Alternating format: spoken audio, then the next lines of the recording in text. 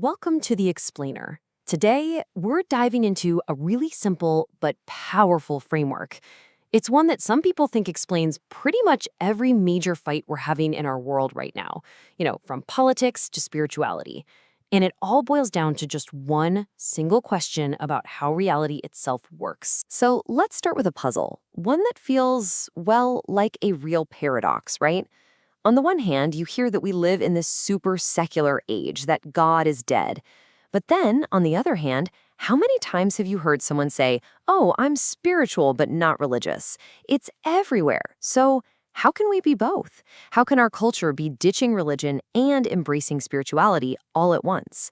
Well, it turns out there's a framework that actually tries to connect those dots. Okay, so to make sense of this puzzle, we're going to look at a specific intellectual tool. It was developed by a theologian named Peter Jones, and he basically argues that you can sort almost every worldview out there into just two big baskets.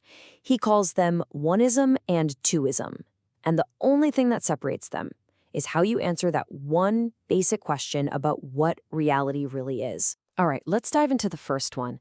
This is what Jones calls oneism, or you can think of it as the world in a circle. So, what's the core idea of oneism? Well, it's pretty straightforward.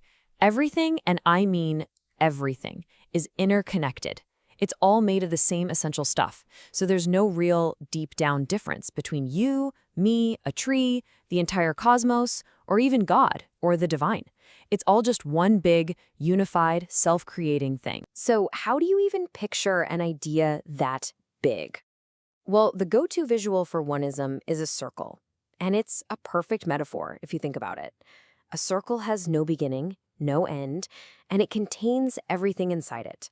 Every person, every rock, every idea, every spiritual force, it's all right there, inside one single unbroken whole. And I guarantee you've seen this idea pop up in all kinds of symbols. You know the Ouroboros, that snake eating its own tail? That's a classic symbol for a universe that creates itself. Or the yin-yang, right? Taking opposites and showing how they're actually part of one whole. Even a labyrinth, that's often seen as a path to find the God within you. All of these different symbols, they're all pointing back to that one core message. All is one. So if you're looking at the world through this oneist lens, what about all the different religions? Well, they're just different paths leading up the same mountain.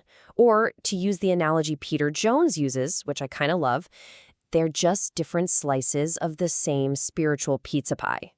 Yeah, the toppings and the crust, the doctrines, the rituals, they might look a little different, but the cheesy, gooey center, that core experience, it's supposed to be the exact same for everybody. But here's a really key point. Oneism isn't just a spiritual or religious idea. Jones argues there's a huge, powerful secular branch of it too. This really gets going back in the Enlightenment, when thinkers started to put humanity right at the center of the universe. You see it with Voltaire wanting to crush organized religion. You see it with Karl Marx saying man is the supreme divinity. And it leads all the way up to the idea that humanity is the sole source of its own meaning and values. So in this worldview, what's the one big problem we all face as humans? It's not sin. It's not some moral failing. No, the problem is ignorance. We're just ignorant of who we really are. We've forgotten our own inner divinity. And because of that ignorance, we create all these artificial distinctions, right? Us versus them, good versus evil.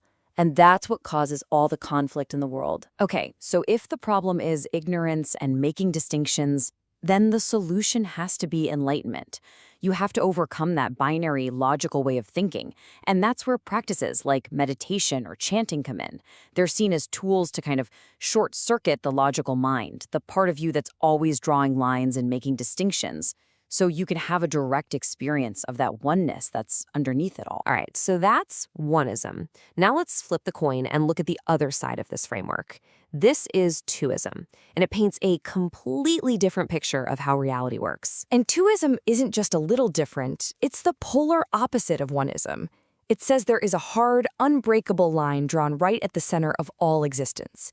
There aren't one, but two fundamental categories of being. You've got the uncreated, transcendent creator, and then you have everything else, the entire created universe. The visual for this one is just as simple, but wow, is it different. Remember the one big circle for oneism? Well, for twoism, you have two separate circles. One circle is creation. That's us, the universe, everything in it. And the other circle? That's God, existing completely separate from and outside of it. They can interact, sure, but they are fundamentally distinct. They never, ever merge. And you see this worldview laid out in foundational texts from the very first sentence. I mean, think about the first line of Genesis. In the beginning, God created the heavens and the earth. Jones calls that a programmatic statement for doism. It's like the mission statement, right? From word one, it establishes two totally separate things: God, the creator, and the stuff he created. What's really fascinating is that in this way of thinking, even the word holiness is all about twoism. At its root, it just means separation. It means things are distinct, they're in their proper categories as set by the creator. So the act of creation itself, separating light from dark, land from sea, that's seen as the ultimate expression of this fundamental two-ness of reality. Okay, so now let's put these two systems head to head. This is where you can really see just how different they are when it comes to answering the biggest questions we have. And man, when you lay them out like this, you see they're not just different, they are perfect mirror images of each other. So, for the question, what's humanity's problem? Oneism says, we're ignorant of our inner divinity. Twoism says, nope, it's sin. It's rebellion against a creator. Okay, what's the solution? Oneism says, look inside, find enlightenment, destroy the mind's distinctions. Twoism says, you can't fix it from inside. It requires an act of reconciliation from the creator. The goals couldn't be more different. One wants to merge with the universe, the other wants to worship its creator eternally. Okay, so why should we care? This all sounds kind of like a heady philosophy or theology debate, right? Well, according to Jones, this is where it gets really practical. He says this isn't just some abstract concept.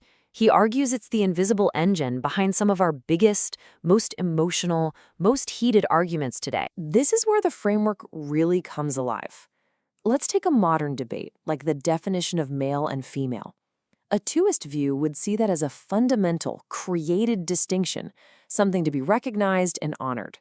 But a oneist view would see it as a limiting binary, a social construct that should be blended or overcome to achieve a more fluid, unified identity. You see the clash?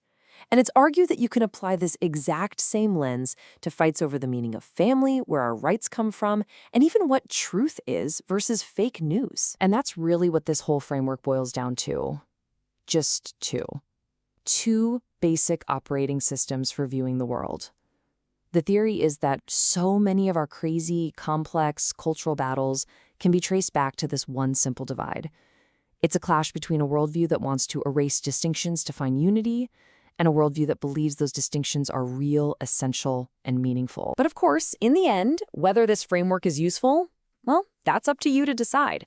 Is this oneism versus twoism idea a powerful lens that helps bring our messy, divided world into sharper focus?